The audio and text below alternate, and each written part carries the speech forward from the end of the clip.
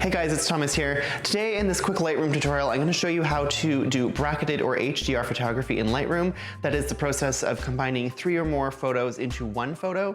Typically we do this with a underexposed, properly exposed, and overly exposed photo. So let's get started. So once we get into Lightroom, we are going to find the 3 photos in this case that we are going to merge together. Once you have the 3 photos selected, you're going to right click and go down to Photo Merge and select HDR. From there, this window is going to come up that's going to show you some options that are available. We're going to select Auto Align, leave auto settings alone, and I like to keep ghosting on none.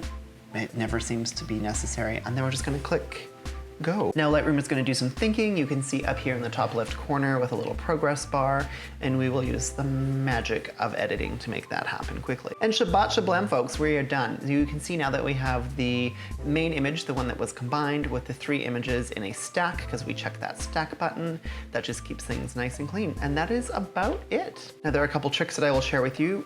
Pressing Control H, once you've selected your images, will bring up that dialog box, and pressing Control Shift and H will just go straight to combining them without having to bring up that dialog box.